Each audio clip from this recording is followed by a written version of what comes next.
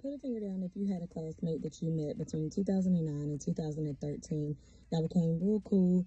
Eventually, after high school, y'all graduated, everybody separated, went their separate ways. You check the news so frequently, and then one day you see that your classmate has been killed by the police because he was in a shootout. Yeah.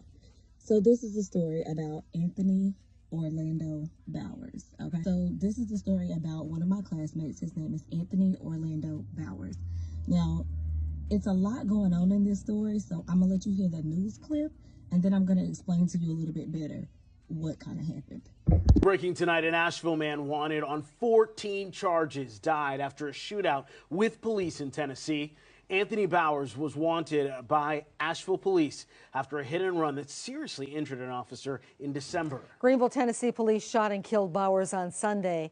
They say he opened fire on them at an apartment complex. Police were there looking for a different man who they say led them on a chase. Officers say Bowers fired at them. 2 officers got hit. Bowers was pronounced dead at the hospital. Okay, so Anthony was living in the Asheboro, North Carolina area, and I was in college in the Greensboro area. So this is not far from where it happened, which is probably why I ended up seeing it. And from my understanding, when Anthony was living in Asheboro, he hit a police and left the scene of the crime. But when he hit the police car, this was in a vehicle, when he hit the police car, he seriously injured the police. And from that incident, my man had 14 charges. I'm going to list the charges on the screen. After he hits the police, he obviously flees the scene and he goes on the run. Well, when he goes on the run, he ends up in Tennessee at, we're going to call her Jasmine.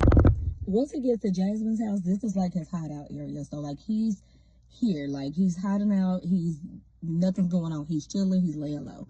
Okay, well, Jasmine goes out on the town with some other guy. We're just going to call him Rodney for the sake of the story.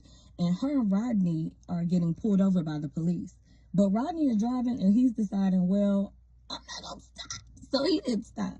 So Rodney doesn't stop and he takes the police on a high-speed chase. Eventually, he gets close to where Jasmine lives, put the car in park, take off running.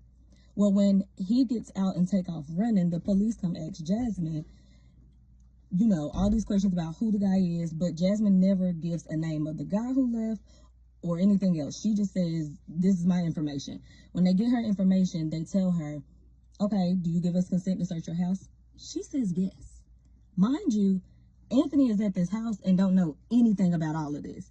So when the police get there and a man is there, unknown male suspect whom they've been searching for, and the police surprise him,